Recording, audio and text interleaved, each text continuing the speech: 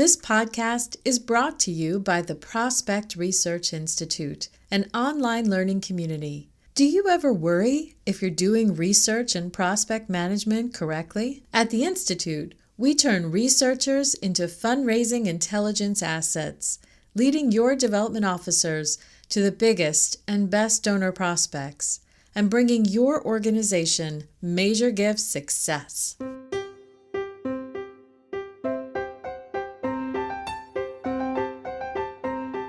I'm wondering what advice you might have for people thinking about going solo in prospect development, things that you wish someone had told you in the beginning. Yeah, do it. And I think someone did tell me that at some point, but do it. Not everyone has the entrepreneurial spirit, and that's okay. That may not be where the magic is for you. But if you have that voice inside of you that is nudging you and pushing you, like, there's more for me, I can do more for myself, or I want something different, and you just want to give it a try, I would encourage you to do it, to just try it. You just try it, do it. See where it takes you. Welcome to Prospect Research Chat Bites, a podcast by and for prospect research professionals. This interview is part of the Career Curious series. I'm Jennifer Filla. Today, I'm talking with Regina Alhassan, CEO and founder of ResearchPRO, where she turns donor data into donor dollars. Hello, Regina. Thank you for joining me today on Chat Bites. Hi, Jen. Thanks so much for having me. I'm excited to be a guest today.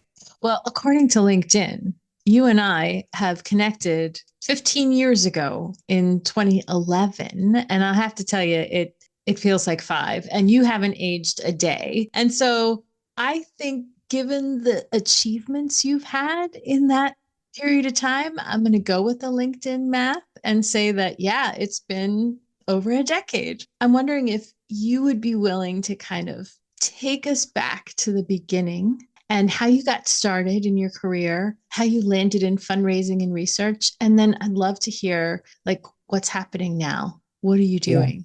Yeah. I think, like most people, how I landed in fundraising is completely by accident. It is something that truly I just landed into right out of undergrad. Finished my undergrad degree at the Ohio State University. At the time, I was such a young thing. So I was young. I was a young single mom, and it was like, I need a job. Forget all these other things. I need a job. And the university, actually, it was the College of Food, Agricultural, and Environmental Sciences, was hiring for a development program assistant. And I was like, I don't really know what that is. I know I can develop things. I can do a program and I can assist, I can do all these things. And once I was in that role, it was a light bulb moment. Like, oh, this is why there are names on the buildings. Like, literally, I remember being in that office one day, like, oh, that's why there's a name on that building. That's why the scholarship was named the so and so family scholarship. And again, it was just that light bulb moment of, oh, this is how you make impact in the world. This is how you shape community. And this is how communities shape, in many ways, like their lived experience in your culture. So it was just one of those things. It was a perfect marriage or a perfect storm of my community service and my interest in community leadership and service leadership, as well as I needed a job.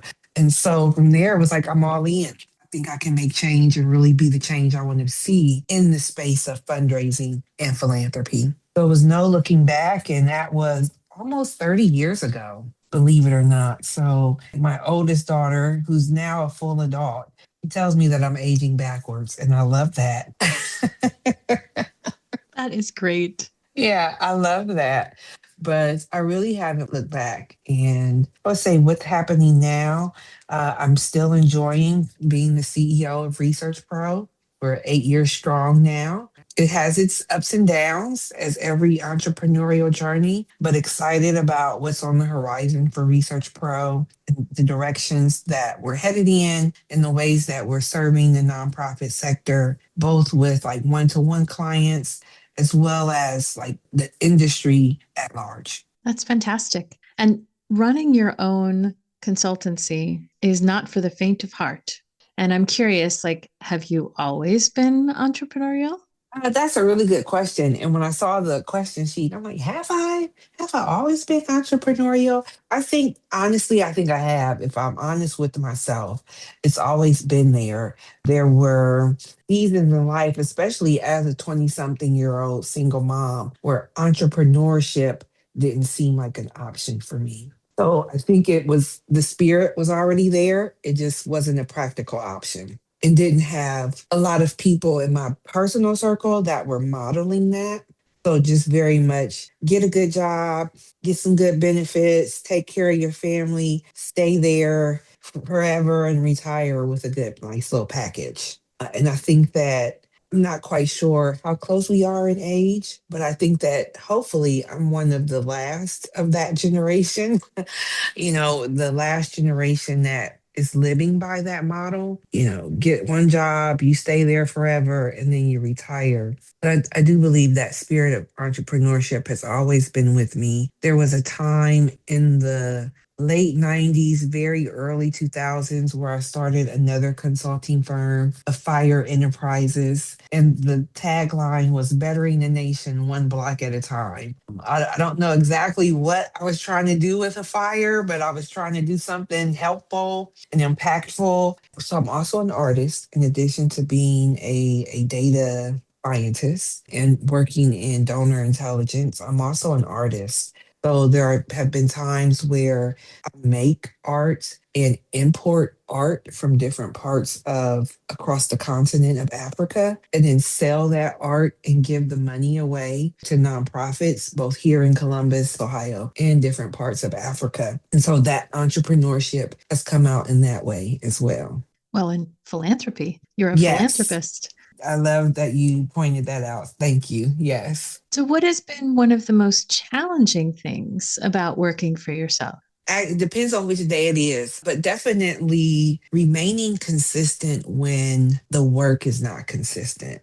So remaining like positive, staying in the space of leadership, staying motivated, staying disciplined when the money is not flowing the way that I would prefer. I'll put it that way. Or when things get difficult or face situations that you haven't faced before, that's definitely a challenge, just remaining focused and staying consistent. And that shows up in different ways every single day. So, how do you get through those times? What helps you? Yeah, I'm still figuring out what helps me, what's my toolkit. So today I took a walk and that helps me.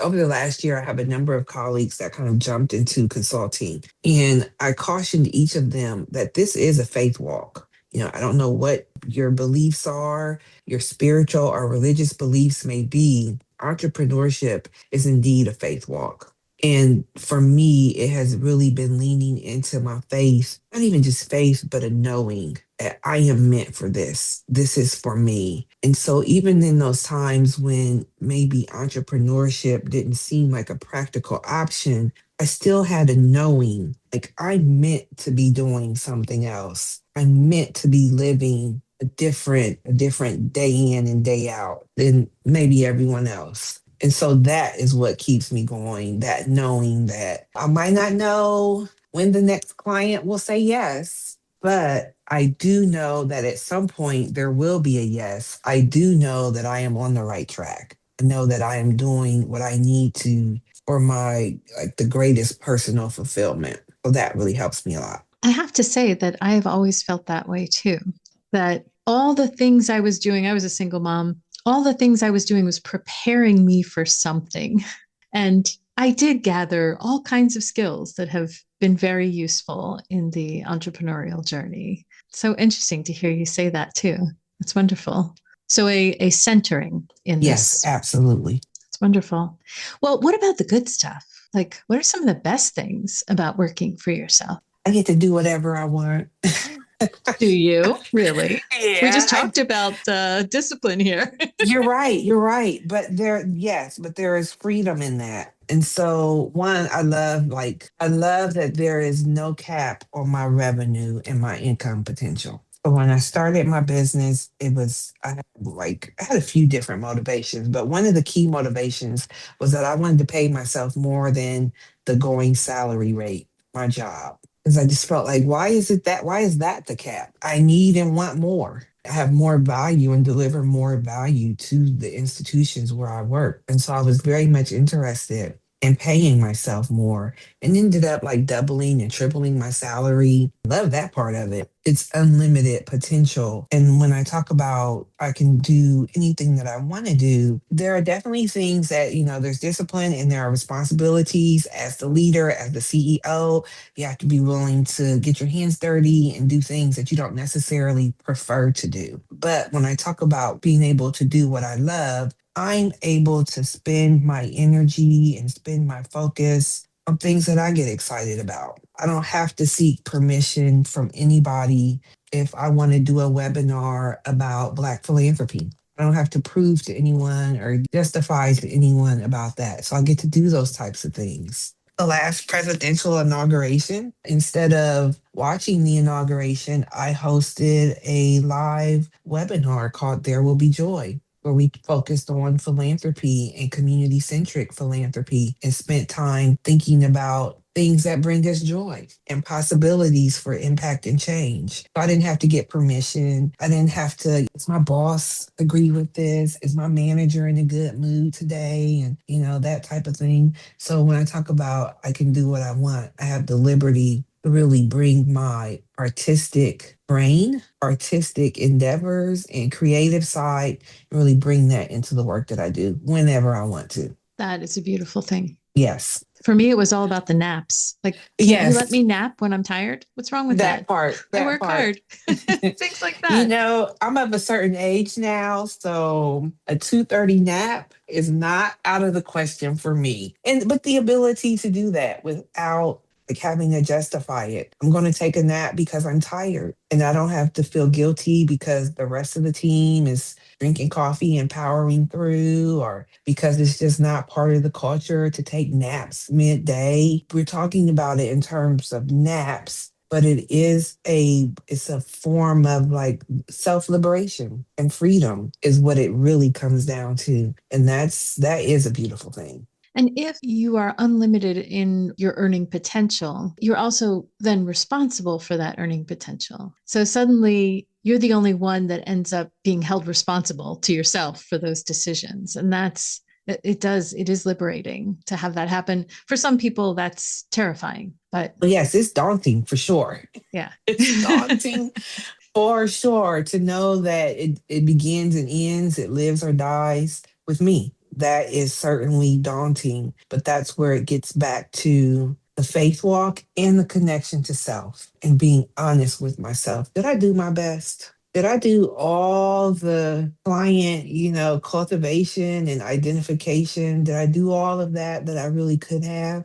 And sometimes the answer for that specific question is no. But it's given me an opportunity to grow and improve the relationship with self. So rather than going down the rabbit hole of, I'm terrible, I can't do this, I'm the worst, I'll never be successful, this is never going to work, it's the opportunity. No, I didn't, but tomorrow's another day. No, I didn't. Why didn't I do my best in that situation? Maybe it's my systems. We were talking about that. Maybe it's my systems. And it just takes a small tweak and a small pivot. Maybe it's, something else in the process, but I have an opportunity to look at that and then adjust and pivot based on what does work for me. And so then we're getting back to like, it's daunting, but it's also liberating. Indeed. Indeed. And then you get to do the work that you love. I don't know if you have a story you could share about a client project where you really felt like you could have an impact or did have an impact that you couldn't have had if you were an employee. Yeah, I love that question. And I thought about it quite a bit. I think I've had this impact as an employee. And so, certainly, working at large institutions like The Ohio State University here in Central Ohio, some of our larger cultural institutions, working at these places, I've certainly had an opportunity to have amazing impact. I can go on OSU campus and just kind of look around. Oh, it's part of that gift. Oh, yeah, I was part of that gift. I know about that, or I was there for that. So it's not so much that I couldn't have the impact, but what I do love about being a consultant and an independent consultant is that I'm able to have the impact on a much larger scale. So right now, I'm working with an organization that's based in Tennessee, and they are building a history museum that is in New York. The impact is there. We spent some time together this week in a prospect strategy meeting. We are working through and we're filtering $24 million in identified capacity, helping that organization get their CRM set up and, connected and in a functional way that they can understand, helping them with board connections and that type of thing. And that's really impactful for that type of organization. And I love that seeing organizations kind of start that fundraising journey on a solid foundation. Then, in comparison, working with a nationwide organization that's focused on early childhood literacy, and they have affiliates all across the country, affiliates that I will probably never meet, and programs that I will never see in communities I will never experience firsthand. But knowing like, oh, they got $300,000 gift is a cold prospect that I delivered turned into a $300,000 donation within a matter of months. And that's the beginning of that donor relationship with that institution. So I'm still having the impact and I'm really clear about the value of the impact. But what I think I enjoy and appreciate most now is that I do get to pick and choose, and also my impact is it just can expand. Before I let you go, I'm wondering what advice you might have for people thinking about going solo in prospect development, things that you wish someone had told you in the beginning. Yeah, do it. And I think someone did tell me that at some point, but do it. If you have that inkling, I strongly believe not everyone has that inkling. Not everyone has the entrepreneurial spirit, and that's okay. Not everyone is supposed to have it, or, definitely not necessarily supposed to have it around prospect research. Prospect development. That may not be where the magic is for you. But if you have that voice inside of you that is nudging you and pushing you, like, there's more for me.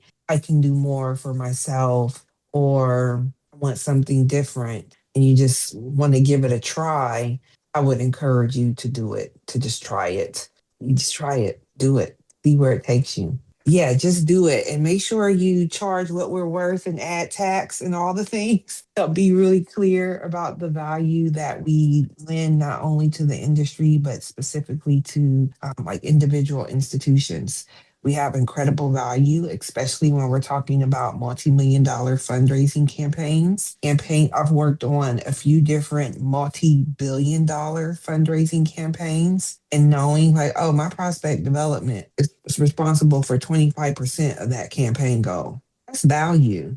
And really being clear about that, not only with my clients, but also within myself. That shapes the way that I show up, not only for myself day to day as a CEO, when we're talking about discipline and consistency, but also the way that I show up in the industry and I'm able to advocate for our profession. That is wonderful. Thank you so much for sharing today. Thank you. I'm always happy to chat.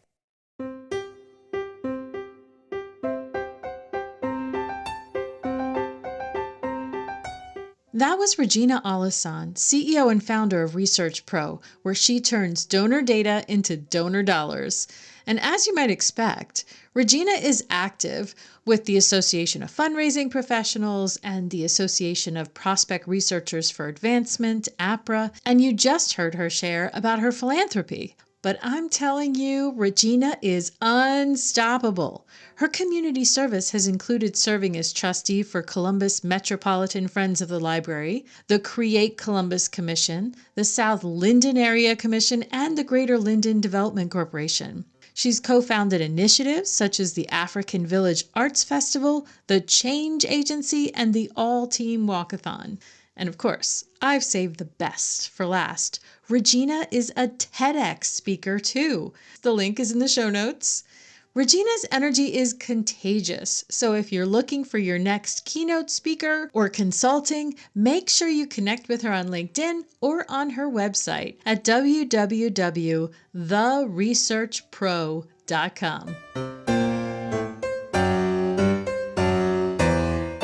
Hey there! Do you manage a prospect research team, or were you newly hired as a prospect researcher? Then you'll be delighted to hear about the Institute's Career Agent Track. In this bundle of 4 courses, participants learn how to build great profiles, calculate capacity ratings, the basics of prospect identification and prospect management, ethics, and the fundamentals of analytics every team member needs to be skilled in. If you need to build the research skills of a fundraising intelligence asset like this, sign up today at member.prospectresearchinstitute.org/career agent.